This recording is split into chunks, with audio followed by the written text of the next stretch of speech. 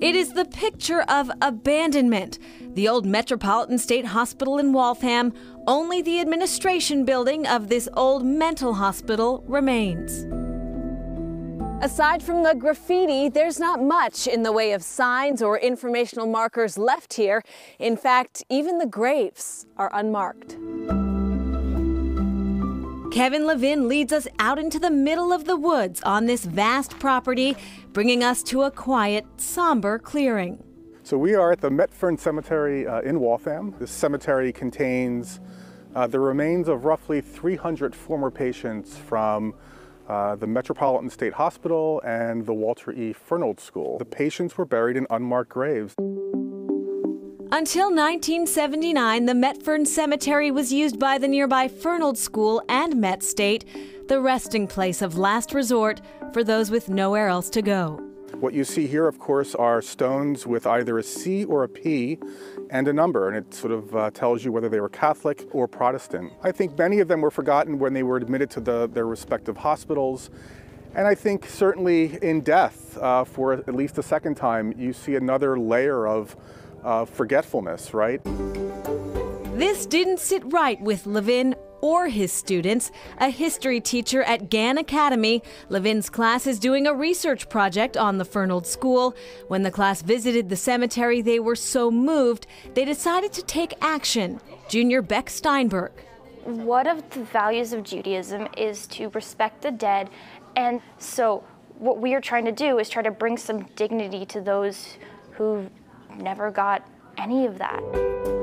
The students researched the deceased, compiled biographies, and with the blessing of the state are creating 3 informational markers to be placed at the cemetery. Junior Nathan Lesser.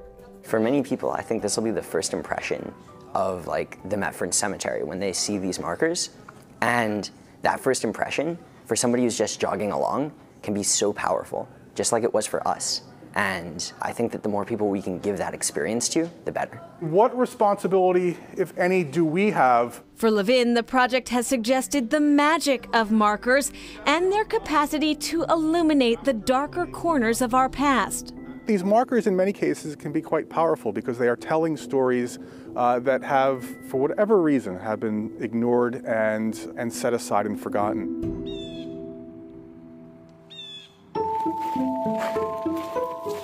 And it just says we're right on top of it.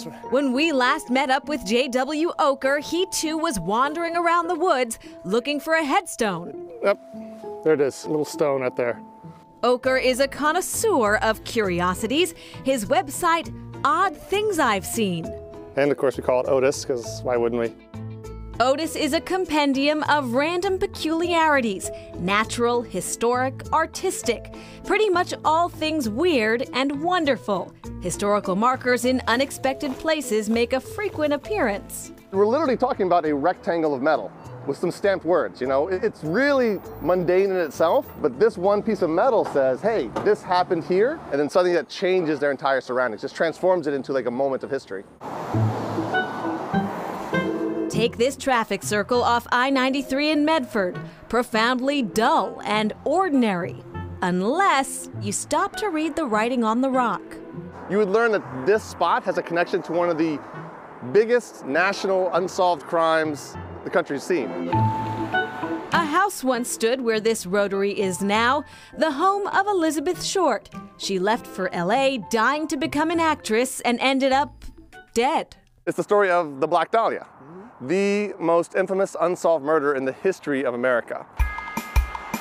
On a lighter note, Medford is something of a musical mecca. On South Street, you'll find Grandfather's House, the destination of poet Lydia Maria Childs' Over the River and Through the Wood. Then there is some serious holiday cheer over in Medford Square. And supposedly, the story goes, a man named James Pierpont, who was a composer, wrote Jingle Bells, the classic Christmas carol Jingle Bells, right here. This optical shop was once Simpson's Tavern, birthplace of Jingle Bells. Or was it?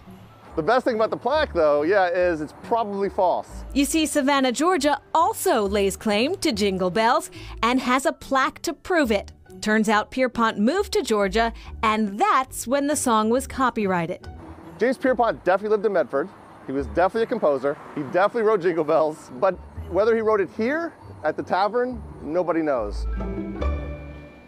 Well, the Jingle Bell story gets even more complicated because research out of BU suggests that it was originally written for a minstrel show. Yeah, with white singers performing in blackface, but because the lyrics aren't overtly racist, the song has been able to separate itself from its murky origins. Yeah, a lot of murk there.